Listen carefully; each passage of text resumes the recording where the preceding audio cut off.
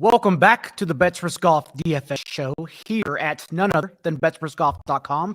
As always, I'm your host, John Daigle, joined today by, first up, our own PGA Splits 101, Ron Klos, who I am guessing is on a very successful PGA Championship week, given that even in our betting cards, we had Justin Thomas as one of our outright selections. Yeah, I thought it was a tremendous PGA Championship. Guys were feeling the pressure on Sunday. More exciting when you have multiple players in the mix for outrights and in DFS. JT was a live ad for me at 2,700 before he even teed off.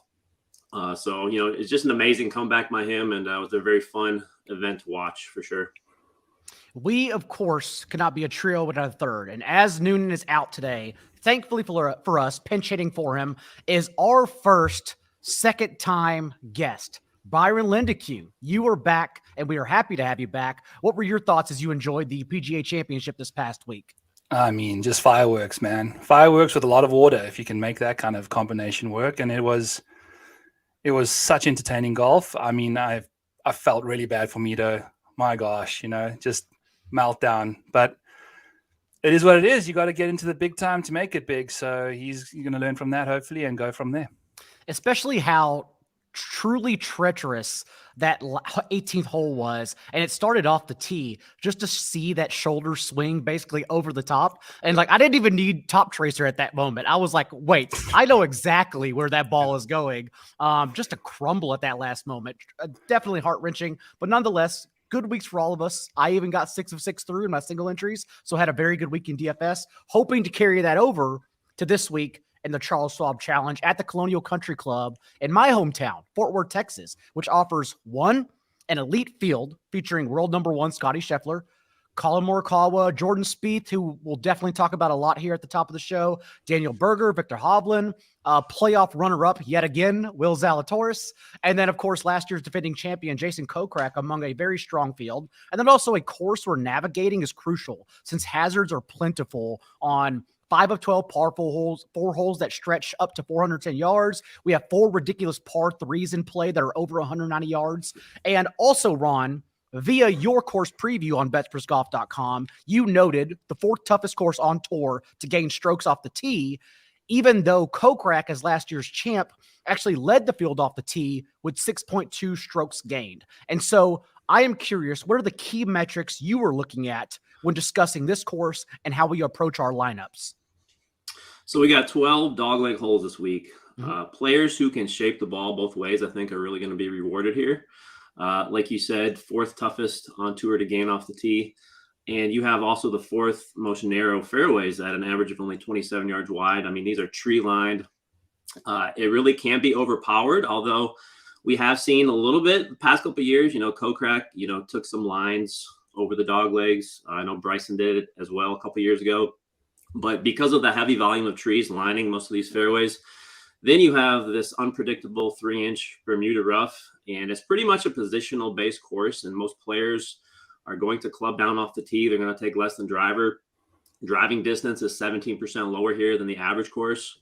So, yeah, off the tee, kind of getting your ball on the fairway is how you start here. And this is going to be similar to, Harbor Town and those other type courses. It's going to be target golf where you're hitting to a spot on the fairway. And then, those guys who can approach the green, just with those ball striking skills. And there's a lot of good ball strikers in this field. 7th smallest greens on tour. So those guys on approach play with kind of short to medium irons this week is what we're looking at. 54% of approach shots are hit from the 100 to the 175 yard range. 11 of the last 14 winners ranked inside the top 10 for greens and regulation percentage.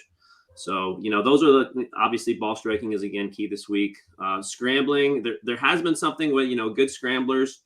When you look at past winners, Kevin Na, Jordan Spieth, Kevin Kisner. But overall, short game appears to be much easier this week. Ron touched on how far approach shots typically come from this impossible course. Also, I just want to note the average approach shot at this course the past 5 years, 164 yards out. So yes, lots of short and intermediate irons. We need to focus on ball striking, in my opinion. Byron, what else are you looking at when building lineups for this course? Yeah, I agree with that, with what Ron said. I've changed my whole grading system from approach to just proximity range from 100 to 200. So just baseline approach is that proximity range, because that's 71% of shots. And the other long ones are going to be coming on the par fives, which are pretty tough anyway. And then bogey avoidance, I think, will be pretty important here too. Like Ron said, it's very difficult to gain off the tee, to score well without, avoiding disaster. So I think that's going to be critical this week as well. And then if you want to get different, there's guys that I think are getting faded because they hit it far, but they are still rather accurate. And we'll get into a few guys like that can definitely hit a 2-iron about as far as Brendan Todd can absolutely pipe a driver. So I'm looking forward to chatting, how different guys can navigate this golf course. It is interesting, like last week, in that outside of the wind wave and the tee times, we were heavily discussing multiple ways to play lineups, because it could have been, if the wind wasn't so strong, that a player like Brian Harman, who did make it into the weekend and competed on the last day, that accuracy was far more important than other discussions like playing long ball, given that it was a lengthy course. I think it, again, is like that. And with that, I want to start at the top in the elite tier, because Scottie Scheffler, yet again, coming as the highest ranked, and from the American Express on, so 8 straight appearances now, Scheffler hasn't lost strokes around the green until this past week's PGA Championship, where he only did so because he drew the wave impacted by weather. And so it seems like a good time to bounce back on him, especially because we know someone like Justin Thomas, assuming he doesn't WD, and Jordan Spieth especially, are going to get talked about a lot more, in my opinion, than Scheffler. So in this range, Colin Morikawa, of course, is right behind Justin Thomas in salary. I want to know, Byron, let's start with you. Does your lineup start in this range, or do you not mind like dipping down to the Jordan Spieth, Will Zalatoris, and building from there? Because it is possible, actually, to get one of the 11K guys and then one low 10K, as long as we talk about like the correct dumpster diving options. And these are the two ways I've started the week building lineups. Absolutely. And I think this week, it's important to know we've got 30 to 40 guys less in the field. It's a 120 player field this week. So ownership navigation is going to be critical. Dodging heavily owned guys like Jordan Spieth this week is going to be a very big decision to make, because we're going to a guy that's putting catastrophically bad right now, but he's going to a golf course that we know he can play well at. We know he's gained, I looked to see if he's ever lost strokes at this golf course putting, and he's done it once in, I think, multiple appearances. So it's not necessarily going to be that way. But I'm sure he's also gained a lot on greens at other courses that he played this year, in previous years that he's lost at this year. So I'm okay skipping Spieth. I don't mind going to Scottie. He's got decent accuracy off the tee. And I think at that ownership, how can you not really, embrace a guy that's the world number one? He's had a nice long time to rest up. He had to endure 2 weather waves because he was playing in the crappy weather, and he had to play with John Rahm, who's a cloud of gloom, for 2 straight rounds. So I'm glad he's out of that scenario. So yeah, I like Scottie, and then I think I'm going to jump right out of that bucket and go into the 9K after that. Ron, I'm curious to get your thoughts, because you were high on Justin Thomas last week as a birdie maker at a course we needed to find birdie hunters. Do you go back to Thomas at the top this week, or does it start elsewhere for you in that range? Yeah, this is as far as chalk goes, this upper range, and just looking at, for me, it's kind of a 3-headed monster. It's Spieth, it's Morikawa, it's Hovland. Scottie, last, and I know course history is pretty important here. It's one of the upper level courses on tour as far as, looking at players and what they've done here in the past. Scottie was miscut here and then 55th. So I know he's a completely different player this year. I know he's a whole lot better. I'm just a little worried that he may be on a little bit of a downturn here. He's a guy that usually thrives on these kind of longer courses where he can take advantage of all the par fives. And again, this week we only have 2 par fives. So he's going to be a little bit more of a fade for me, even though that ownership is very tempting.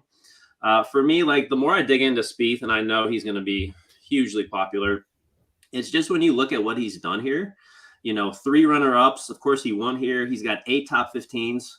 And the big thing for me is his putting. Like, he's lost 14.7 strokes putting his last 6 events. But when you look at what he's done here, And he's even admitted this in my player quotes article that this is his favorite course to putt on.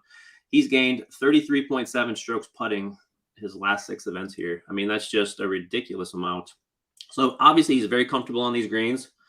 He's gained over 26 strokes ball striking his last 3 events. So if he can combine those two together, I mean, this could be a runaway in my opinion. So as far as DFS goes, this may be a case for me where I just go 100% Spieth and just try to get way above the field in that regards. And we've talked about that, going overweight when a player fits so well. It's usually in the case of lower priced options. But again, if you are playing Spieth and then getting contrarian in the lower range, I definitely think you could get away with playing him and then finding your 5%, less than 5% guys in 2 7K fits. And like myself, I'm sure y'all like quite a few of the 7K options too. So definitely don't mind that opinion. Also, for your note, even though I am high on Scottie Scheffler for DFS game theory purposes, that is a good point you make. I didn't realize on those par 5s, especially because if Scottie Scheffler usually takes advantage of the par 5s, we have to remember that hole number 1, like that's a par 5 that everyone can score a birdie on. It's universal how short it is. And so that's not advantageous for Scheffler at all. So very good points, already making me rethink that strategy. Let's dip down though, Byron, because beyond Spieth, Will Zalatoris, Hovland also will be very high rostered. We're recording this as a Tuesday afternoon. That could change, but right now I have him checking in as a top 3 rostered player. And so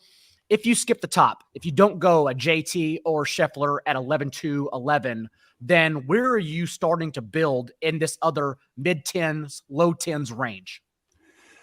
I do like Victor. I think, like you said, he's going to be highly owned, which makes a lot of sense. He hits it quite far as well and keeps it necessarily in the fairway, which is beautiful. And then he's around the green shenanigans are definitely going to be nullified at this kind of golf course. I think it's a lot easier to get away with, poor chipping at this venue. And then I was hoping you'd ask me out in the upper 9s because I really like Sam Burns and Max Homa there. But I'm assuming we'll get to them at some point. But I really, I think Sam Burns is not a bad fit here either because, like Ron said, Scotty ain't the same guy playing this year. And I think Sam Burns you can make that same argument for him too. So, yeah. Ron, going back to you, if you fade Scottie Scheffler and then you start going down to even plays Spieth, again, I've tinkered already with these lineup builds. You can definitely fit in a couple more 9K guys even, honestly. And so what else at the top here are you thinking about? Yeah, well, if I go 100% Spieth, I may not, looking back here, because I do like Morikawa a lot too. He had that playoff loss here in 2020, was 14th last year. When he played here the last 2 years, he's gained 7+ strokes ball striking each time. I mean, this is honestly a perfect fit for him. He likes to play kind of that fade off the tee, and a lot more of the holes are shaped for that type of ball flight. So I think that's really going to fit here. And just kind of going back to what, JT had that 15-month wind drought that he just broke. Morikawa has an 11-month wind drought. So, I can kind of see that motivation with him where he's really going to bear down here and, try to get that next victory. Like Byron said, Hovland is another guy who, you really want to get a piece of him on top because, he also fits these tighter courses very well. He's actually 2nd overall in the whole field. When I run the comp courses, courses like where he won in Mexico, courses like that, he just plays really well at these shorter courses where you have to be really accurate off the tee. And even at the PGA, he was actually positive around the green. And, here it's a lot easier. So, I think he can really take advantage of that. But even dipping down a little further as we're getting into the 9s here, my 2 main guys, it's going to be Max Homa and Abraham Answer. Homa's just taken his game to a whole new level. He's been absolutely relentless lately. When you look at his last 7 events, he's got 6 top 17s. So he's not letting up. He's not taking any weeks off. And again, 13th at the PGA. And then Abraham Answer at 9,300. This is just another one of those really good course fits for him. He's 3rd in driving accuracy in the field. He kind of trending upwards, 9th at the PGA. He kind of regained his tee to green form last week. And so that's a really good sign coming into, again, home state guy from Texas. So yeah, he's another guy that I'm looking at here along with Homa. I worry somewhat about playing Homa and Spieth together because, like you mentioned, Homa is such a good fit that I do believe he'll also be very high rostered. Byron, what are your thoughts in that mid-nines range? Absolutely. I think I was wanting to say that I would be using Max as a pivot on Jordan, although you're getting the same player essentially. Max may be putting better than Jordan too, a little less risk involved there, and you're saving $1,000. So that's helpful to get freaky somewhere else. And then Abraham Answer, I think, is a beautiful fit for this golf course. He's been putting fantastic, and he's been doing it for a long time.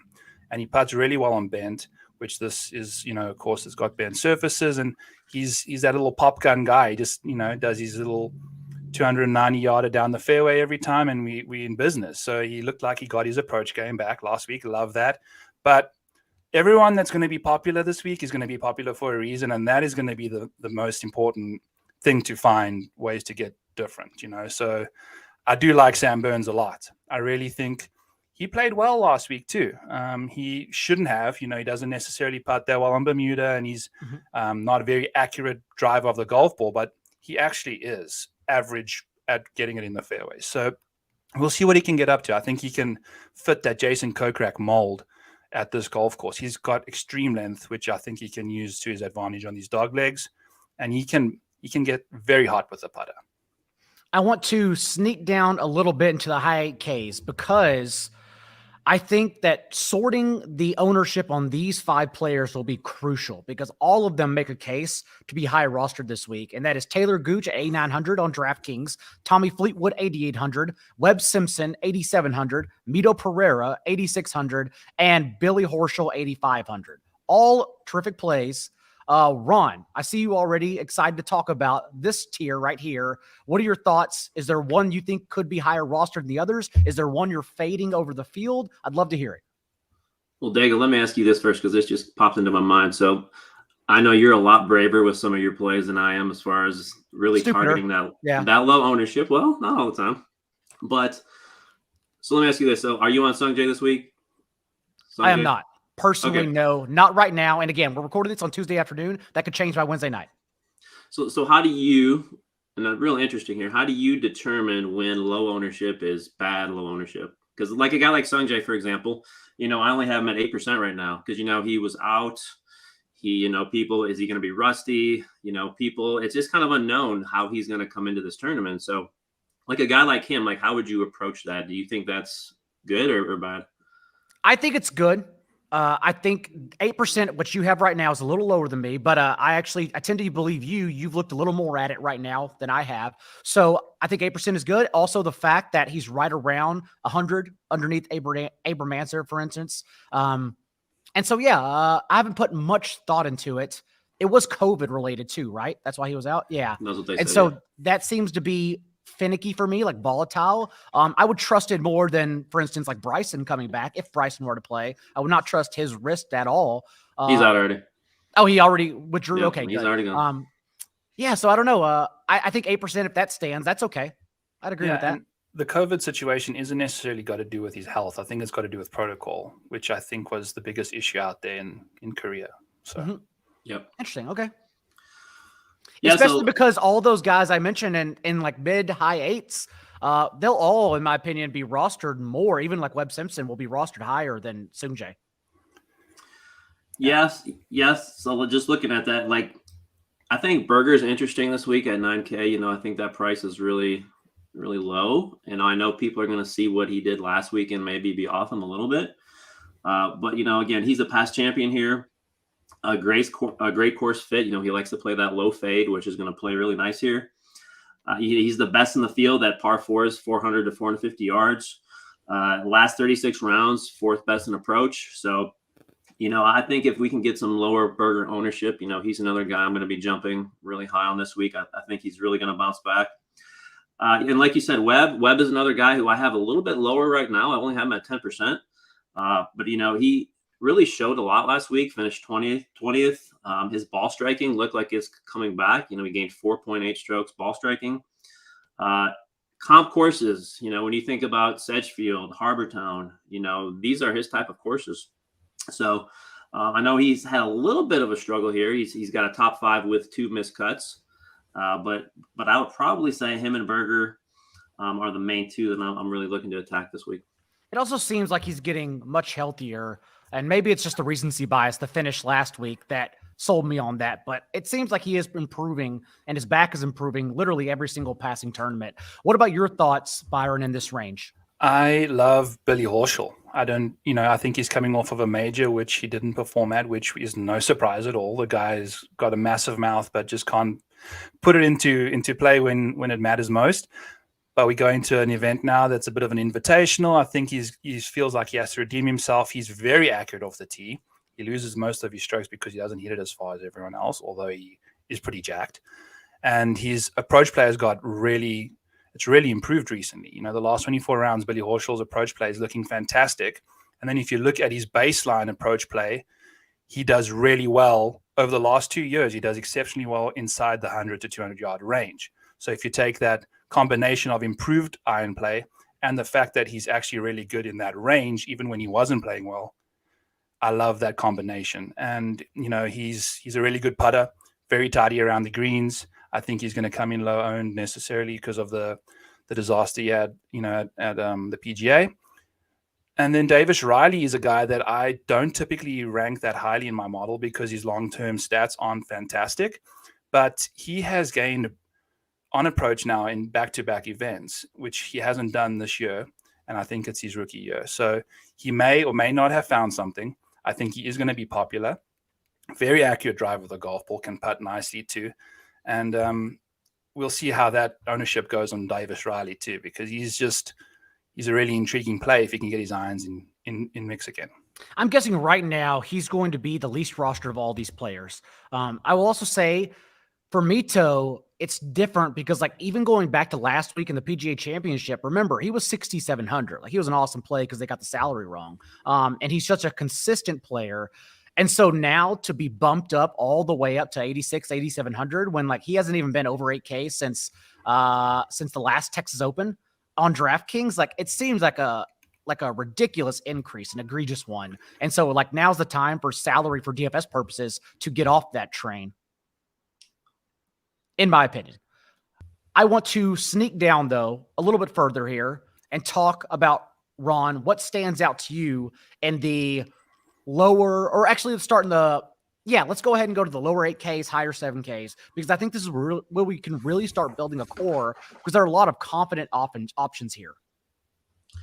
Yeah, I love Davis Riley, like Byron said. When you look at his last 3 starts, 5th, 9th, and 13th, he's gained 16.7 strokes ball striking recently. So that's a pretty amazing run. I think we probably want to take part in here. And 11% is his ownership now. So like you said, he is one of the lower owned guys here.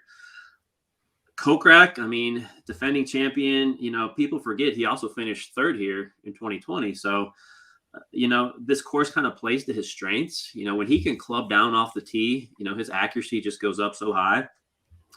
Par 3s, like you said at the opening, Daigle, we have 4 long par 3s here. Each of them is over 190 yards. And Kokrak has kind of just torn apart these par 3s in his career. He's really good when you get into that 200 plus range. And I think that's a big reason why he's performed so well here. And then Kevin Na, he's just a perfect fit for him. He's been quoted as saying, he loves these tight fairways where, you have to be super accurate.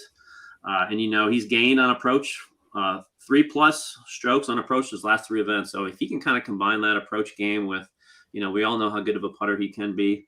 I really love him here. And then just kind of the upper 7Ks, and I know these guys are going to be popular, but Brian Harmon, Harold Varner, both these guys are kind of trending upwards. And Justin Rose is another interesting one. He's a little bit lower owned, having about 10% right now, but he has obviously won here in 2018. He's got 4 top 20s. He's never missed a cut here. So if you're looking for stability, if you're kind of going with more of a mid-range build, I think he's a guy that fits really well because he's just so consistent on this course. And, he is trending up as well, finished 13th last week, gained 5.2 on approach. So he's another interesting option here in this range. over the last month of the season as well, which, is only 30 days. It's very short term, but still Justin Rose is third among this field in strokes gained on approach, behind two other plays we've already talked about, Harold Varner and Max Homa as well. So I also like Justin Rose a lot. Hoping he comes in at less than 10%. I'm hoping he doesn't get schemed, but he's one of my favorite plays in this range, as well as Harold Varner, who I may just eat the chalk on given his elite play around the green. I have to still think about that more, especially if we roster Spieth, knowing they're both going to be high rostered. Byron, high 7Ks. Again, I think this is a terrific core situation and range to be in. What are your thoughts on some of your favorite golfers here? Yeah, no, I agree. And I was looking at the ownership prior to this, and this $8,100 to $7,700 range is very popular. Mm-hmm. So I think a lot of people agree with you on that. And I'm a big fan of Chris Kirk. I think he's going to just bore this course to death. He has not lost strokes on off the tee yet this year. So he's going to be a perfect candidate for this golf course. He hits those beautiful little ropey draws down the fairway every single time. He's around the green game is clinical, but his putting situation is a bit of an issue, but he's one of the best bogey avoiders in the field too. So he's going to be a super safe player. I know hasn't necessarily played that well here, but he's playing a different type of golf. Again, we got a different player. Course history can kind of go out the window for Chris Kirk. And then obviously Kevin Na. I have an outright on both Chris Kirk and Kevin Na this week, which I think are fantastic fits for this golf course. Kevin Na is actually really good with his irons right now. Doesn't appear that way, but he is. Varner, Rose, Ryan Palmer when we sneak into the low 7Ks, if only because we are back in Texas, which seems to be the only place he plays amazingly well.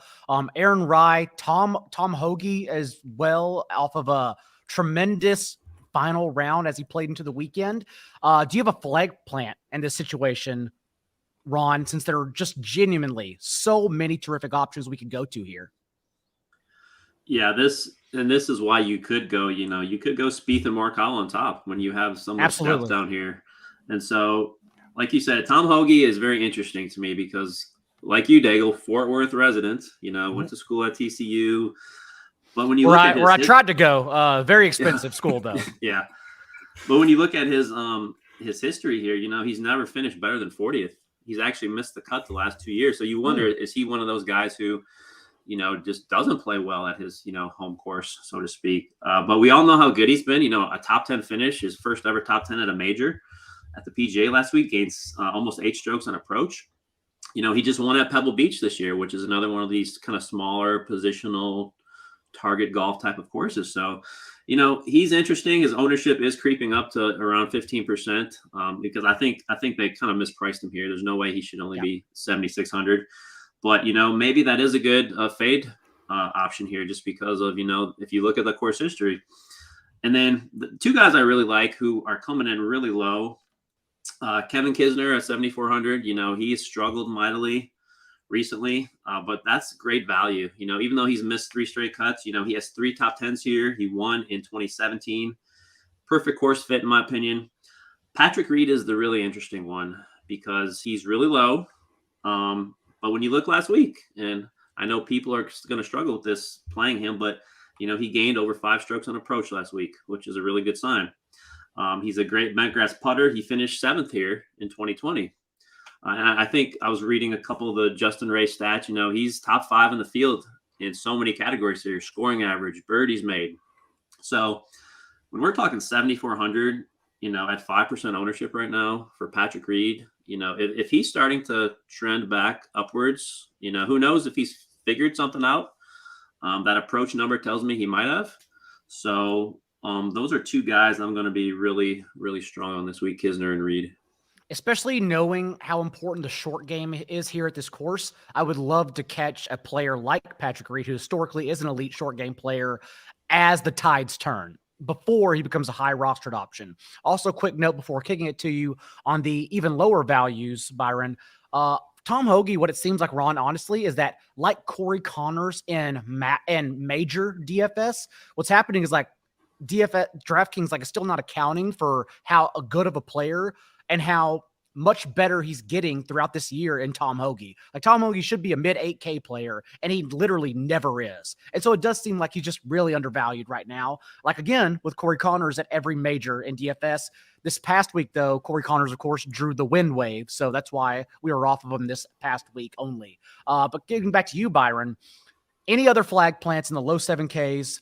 And go ahead and segue us into the dumpster diving, the 6K range as well, because as Ron noted, you can play Spieth and Morikawa, for instance, and even jam in like a low 9K player like Abraham Answer. It just takes 2 dumpster diving options, and I don't think that's out of the range of possibilities. Like I think it's an okay strategy, honestly. Oh yeah. Whenever I come on the show, I always go dumpster diving prior to, entering. Yeah. And it's important because I think you have to go dumpster diving this week, especially with the ownership going to be compacted into 120 guys. Speaking of very impressive short game guys like Patrick Reed, I've got a South African, Christian Bezuidenhout, who I think my model has as the number 1 ranked short game player in the field. He's fantastic putter, fantastic around the greens, and he is so short off the tee, but he hits it in the fairway regularly enough to be completely fine at this golf course. And he's also quite handy from that 100 to 200 yard range that I was mentioning. And then we got another guy that fits that exact same mold. I'm not going to go too big into it, as Matthew Neesmith, pretty much the same thing, just with a lack of short game. And then Eric van Rooyen is going to be a guy that I really, really like because he's a longer hitter, but also his irons have been fantastic lately. And I really enjoy that aspect of his game. And then Nate Lashley plays well at Pebble Beach, like Ron said. Smaller greens, he's really good there. And we mentioned him, I think, on the last show, and then he missed the cut at the Byron Nelson. But getting into the dumpster diving range, Stuart Singh's just above there, but let's go Russell Knox. Love Russell Knox. Yeah, he has. If you look at his accuracy column on Data Golf, it's just all blue, it's all beautiful, and it's stunning. He's always in the fairway, and his irons are fantastic. When you go dumpster diving, you're gonna be slipping on banana peels, right? And Russell Knox's banana peel is putting. So if you deal with that, you're going low, so you're gonna be hoping that he can just make the cut for you and kind of have a good putting week. Don't expect it, but that's he's got good enough ball striking to easily make his way up in the top of the leaderboard, along with Kevin Streelman and Lucas Glover. Lucas Glover I really like this week too. Interesting. I also just to throw in a couple before kicking it to you, Ron, for this final tier. I also like Richard Bland. I think is interesting, especially in Texas here. T29 last time at the Valero Texas Open, and then Rory Sabatini, who again another local Texan returning to his hometown, and he's made 11 consecutive cuts dating back to 2018 in Texas events. But again, I'm not sure if I'm playing 2 10K guys, but that's kind of the range, and I wouldn't mind playing 2 of these individuals. What about you when we go dumpster diving here in the 6Ks? And just to jump up slightly a little higher, I forgot about Joel Damon. He's got 2 top 20s here. He's top 20 in all the driving stats. He's an excellent par 4 player. So, I think he's a really consistent guy. Even if you want to make him like the last guy in your lineup, I think you can't go wrong with Joel Damon. JJ Spawn at 71, another guy who's been kind of 18th in the entire field, tee to green over the last 36 rounds. 7K, David Lipsky. He's, believe it or not, he has 3 top 7s in his last 6 events. So he's kind of a boomer bust type guy. So if you're looking for some volatility, kind of high upside. Adam Long, he's 21st best in the field over the last 24 rounds. These shorter courses where it's demanding accuracy, I think he fits really well here. Maybe the most mispriced guy to me, and I know there's a reason for this because he has been horrible his last 2 events, is Patton Kizzire at 6,900. Now, he's kind of the epitome of that boom bust mentality. He actually was 3rd here last year. And so he's got this ability where he can just go off and around and he can put up a 6-7 under. Of course, he hasn't done that the last couple of events, but I think, if you're playing a lot of GPP multi-entry, I think he's got to find a way into your lineup because that's some great value at 6,900. And then we got two really consistent guys here. Denny McCarthy and Kevin Streelman, both at 6,800. McCarthy, we all know how good he is putting. He can kind of just rely on that, even if his approach game is off here. But kind of a shorter course that kind of fits him well. And then Kevin Streelman, a fairway finder. He's got 2 top 20s here over his last 5 events. And so I really like those guys. And Also on Glover and Sabatini. You kind of took my stats there, Daigle. I couldn't believe that 11 straight made cuts here. That's a little bit surprising to me. But when you go back and look, and he was 25th at the Byron Nelson. He's got 5 straight made cuts. So I think you can find a good level of consistency in this 6K range that you can really even mix and match some of these guys with some of these higher tier players and have some success this week. Well, we mixed it up a lot. We all had different options actually below 7K. So actually let's end with this thought to try to hone it down for everyone for a majority of their lineups. And we'll start with you, Byron. And that is, what are your 2 favorite plays under 7,600? Under 7,500. How about that? That way we cut off Tom Hoagie. So under 7,500, your 2 favorite plays, knowing it's very possible to go that route and still get Jordan Spieth and someone in the low 10K, high 9K range. I wanted to also mention Cameron Tringali, who's at 7,500. More options. Let's do it. Yeah. Yeah. He's one of my favorites that I didn't get to, but I'll go with Bezzy. I really like him, and Nate Lashley. I really, those would be my 2 guys. I think the ball striking front there is just beautiful. Ron, what about you? I'm going Patrick Reed. I'll have a lot of him this week. And, I think just when I'm going multi-entry here, I'm going to go with Pat Kazire. I think if you can, even putting Reed and Kazire together, I know that's not the smartest move to kind of pair some of these together, but, I think that gives you a whole lot more flexibility up top. So those are the two guys down there. You sold me on Reed a lot. I'm going to look a little more into it, but the way you talked about Reed, that matches everything and the style of player I want to play at this course. So I agree, Reed. And then I'm very high on Rory Sabatini if you are looking below 7K as well. But with that, Byron, tell everyone what else you have going on this week ahead of the Charles Schwab Challenge. Yes, I will be doing my podcast Back 9 Bets on YouTube here this evening. And I'll be, finalizing my Breaking 100 article that I do for rotoballer.com. That kind of just helps you keep your relations with your wife or hubby intact. It's a nice little handy dandy how to bet a golf tournament using a good bankroll management system, outrights, placings, and some fun other bets. So those are the 2 things I'll be getting up to this afternoon. And catch me at the Model Maniac on Twitter. I've got some fun stuff out there, and it's been a blast chatting with you boys. Thank you. Ron, what else do you have coming out of betspertsgolf.com this week? And yeah, if you haven't seen Byron's graphics yet, they're amazing. When he does his outrights, just fantastic stuff there. No, we got finalizing the betting card and DFS first round leader model that'll be up tomorrow. So have a lot of fun doing that. We've been close on a lot. We've won a few. So Rory was number 2 in the model for first round leader last week. Yep. Number 1, of course, was Cam Smith, who nearly got there. But yeah, Rory went on a streak, as he tends to do. Yep. We will get there, though. And then, of course, for all subscribers, remember, DFS Values plays, since this is kind of where my strength is in this range, will be up, as always, Wednesday afternoon, and our free Best Bets article Wednesday evening. So thanks for tuning in yet again. Thanks to our guest yet again, who we'll definitely bring on later this offseason once again. And until then, good luck this week. See you next time.